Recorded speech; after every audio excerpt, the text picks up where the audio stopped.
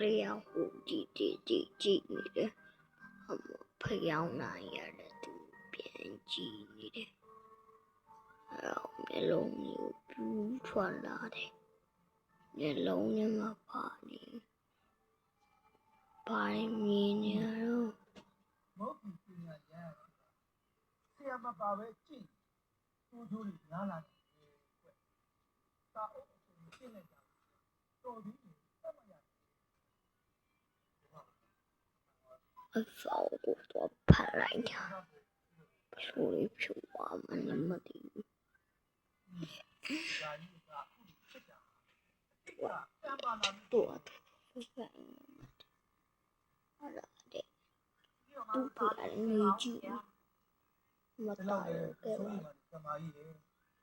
ဘုံဘုံမှာအဆောင်ပကြီးကျူးရှိပါတယ်ဆောင်တည်းကျိုးလေးပေးလိုက်မယ်ဟောင်းတော့ရှိတယ်ညာဘက်လည်းမပပေးလိုက်ပြီးတော့နော်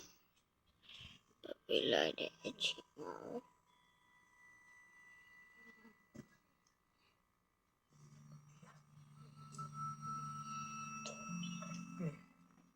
အဲ့ဒီအဆောင်လေးကိုအမြဲတမ်းဆောက်ထားအနောက်ဆက်တွေနေလာ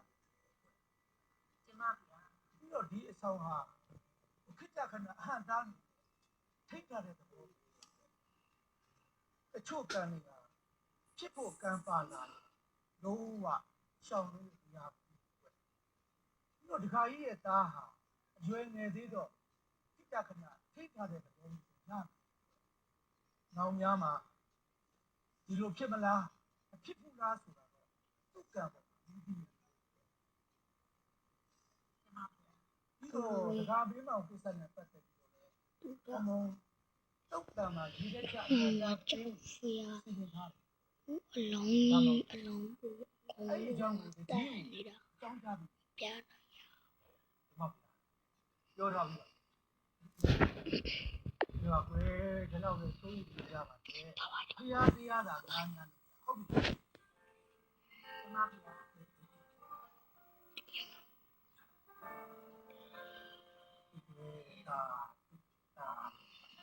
နောက်ဆက်ပြီးတော့ပြီးနေတာနော်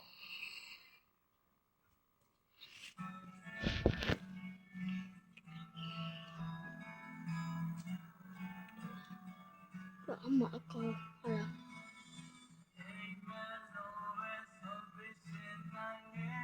啊，我非要去，我操，这叫我。